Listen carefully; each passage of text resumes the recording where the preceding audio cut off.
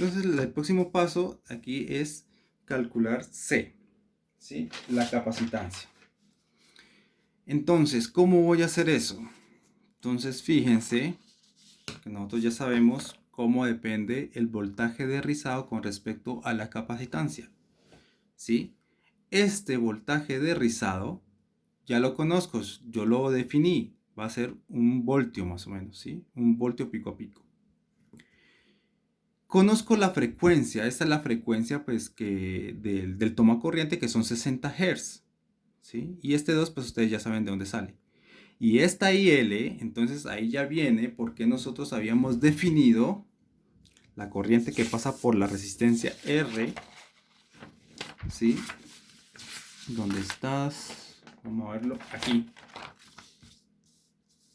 ¿Por qué hemos definido que la corriente que pasa por esta resistencia R le vamos a llamar IL?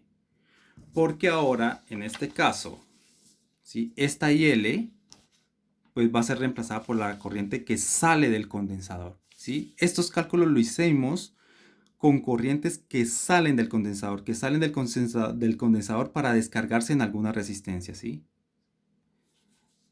Entonces, por eso esta corriente va a ser igual a la corriente que pase por esta resistencia. Entonces, esta corriente la podemos calcular fácilmente, ¿sí? ¿Cómo vamos a calcular IL? Pues IL, pues básicamente, ¿sí?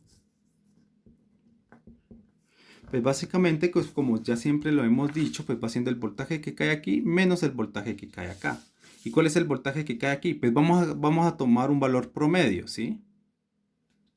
¿Sí? El valor promedio, pues base valor promedio, pues ustedes saben que es B sub, B sub 0 pico menos, eso ya lo hallamos cuando vimos el condensador de filtro, ya vimos cuál es el valor promedio de salida de ese condensador de filtro, un medio de BR, ¿cierto? Entonces, este es el potencial promedio que cae aquí, ¿sí?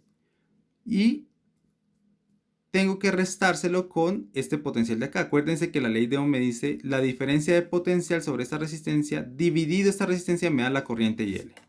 Entonces, menos el voltaje que cae acá. Pero ese voltaje que cae acá es B sub 0, que lo he llamado acá así, ¿sí? Dividido R. Entonces, fíjense que esto lo conozco, ¿sí? Esto lo conozco, es aproximadamente esto que está acá, el voltaje del transformador pico menos 2 veces el voltaje que cae en cada diodo. Y si hacemos cuentitas con nuestro ejemplo, pues con nuestro ejemplo, si reemplazamos numeritos, esto nos da aproximadamente 18.6 voltios. O sea que esto en nuestro ejemplo va a valer aproximadamente 18.6 voltios, ¿sí? Y este voltaje de rizo ya lo definimos, es un voltio por un medio, pues me da 0.5 voltios, ¿sí? Entonces este término acá pues nos dará 0.5 voltios. Y este pues ya lo sabemos, es el voltaje de salida que yo quiero, ¿sí? Es el voltaje que quiero que salga de mi fuente. Que en mi ejemplo, el que yo estoy haciendo, pues es 5 voltios. ¿Listo? Y la resistencia pues ya la hallé, ¿sí? No hice el cálculo, pero bueno, supongamos que da 160 ohmios. Entonces, pues aquí iría 160, suponiendo que el cálculo nos dio 160 ohmios. Listo, entonces nada más es reemplazar valores aquí y ya sé cuál es mi corriente, cuál es la corriente que pasa por esta resistencia en promedio, ¿sí? Entonces con esta IL voy acá, ya la he calculado y simplemente conozco todo y puedo despejar la capacitancia. Entonces eso me va a dar una determinada capacitancia. Bueno, voy a colocar un ejemplo, por ejemplo, yo qué sé, 6.5 picofaradios que les dé, por ejemplo. Pues eso tienen que convertirlo en un valor comercial, ¿sí? O hacer combinaciones de condensadores de tal forma de que les dé un valor parecido. Por ejemplo, tres capacitores en serie o en paralelo, bueno, yo qué sé, ¿sí? Entonces, así calculamos la capacitancia del condensador de filtro. ¿Listo? Entonces, ese es el paso 6. ¿Cuál es el paso 7? El paso 7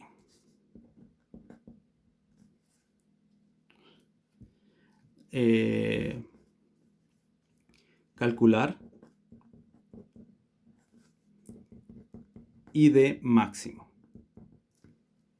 ¿Sí? Vamos a calcular la corriente máxima que va a pasar por los diodos del rectificador. El rectificador está compuesto por diodos y por esos diodos va a pasar una corriente máxima.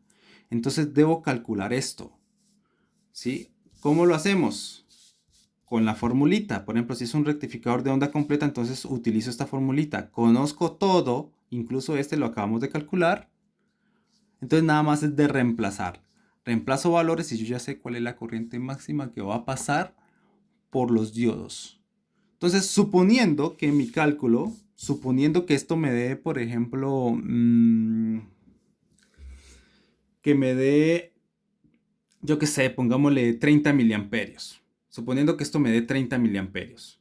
Entonces, si esto es 30 miliamperios, entonces yo debo ir al datasheet y buscar un diodo que me soporte más, que me soporte esa corriente, ¿sí?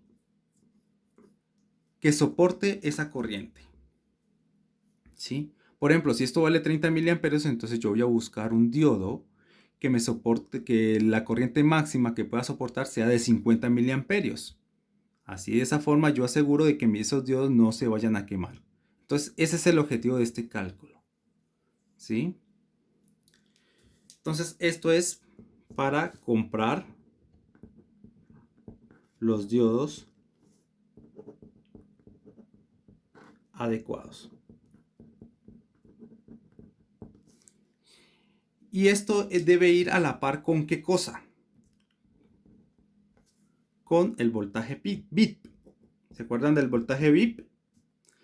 Voltaje inverso, voltaje de polarización inversa. ¿Sí? Pues o sea, esos diodos pues van a tener un voltaje VIP, ¿sí? Entonces, debo buscar diodos para la cual tengan un voltaje de ruptura mucho mayor a este voltaje de VIP. Eso ya lo vimos en la clase cuando vimos rectificadores, ¿sí? Entonces esto va a la par con esto. Debo escoger un diodo o los diodos que soporten una corriente mayor a esta y que tengan un voltaje de ruptura mucho mayor a este. ¿Se acuerdan que nosotros decíamos que el voltaje de ruptura por lo menos debe ser un 50% mayor a este? Bueno, de esa forma. Y listo. Con eso hemos diseñado nuestra fuente. Todos esos son los pasos que debemos hacer para diseñar nuestra fuente. Entonces, lo primero que se debe hacer es hacer todos este tipo de cuentas.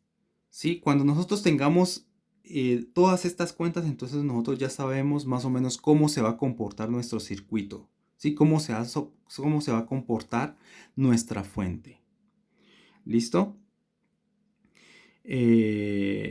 Entonces ustedes pues van a diseñar su fuente, van a escoger, van a ver, por ejemplo,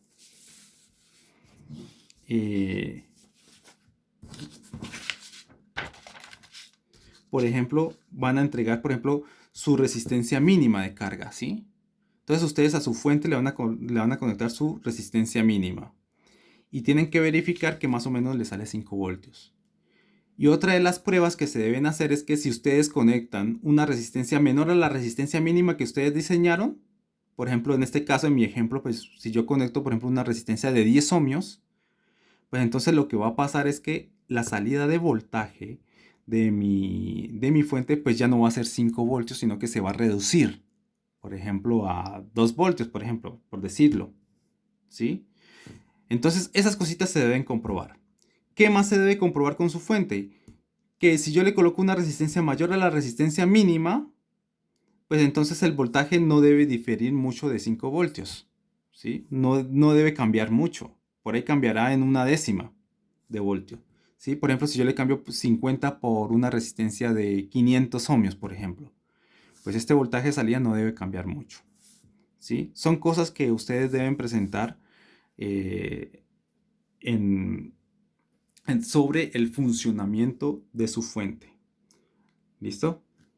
Bueno, entonces, primero diseño, cálculos, ¿sí? Después de esos cálculos, eh, sustentar por qué compraron ciertos elementos, por qué compraron ese diodo Zener, por qué compraron ese condensador, por qué compraron los diodos del rectificador de tal referencia. Entonces, toda esa justificación de por qué compraron eso está basada en todo su diseño que ustedes hicieron, en todos los cálculos.